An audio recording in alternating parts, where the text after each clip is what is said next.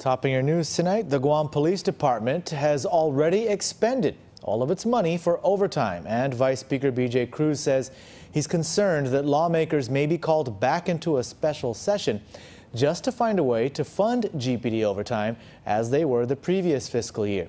GPD Oversight Chairman Senator Frank Ogun Jr. says that the $1 million they have already spent on overtime could be used to hire more officers to help patrol Guam streets.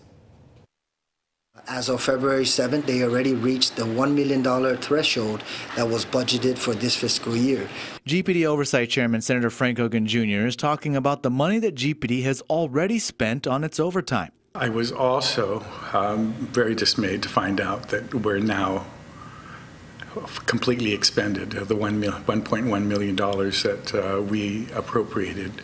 Budget Chairman Vice Speaker B.J. Cruz is also concerned that they may be called back into a special session as they were the previous fiscal year in order to fund GPD's overtime for the rest of this fiscal year.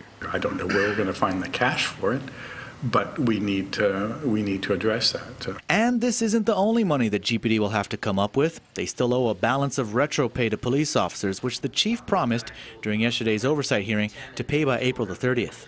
Also, there's another issue, a financial issue with the court-ordered overtime pay. And on February 6th, Judge Barcina signed an order that says within 30 days you have to pay this obligation. Apparently, that's a bill of about $1.5 million. As of yesterday, we had not received any information that that was paid. So the chief promised that he was going to meet with the finance team and bring this up as an issue so that at least we can try to work a timeline when, in fact, that obligation is going to be paid out to our police officers. The chief also told lawmakers that he would be meeting with the governor's fiscal team today to figure out how to pay $250,000 worth of GPD civilian compensation and $8,220 owed to police reservists.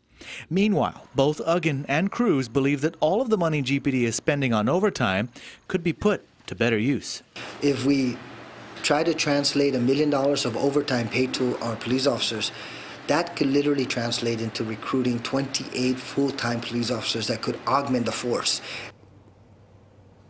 And both Ogun and Cruz say that saving on overtime would also prevent officers from being overworked.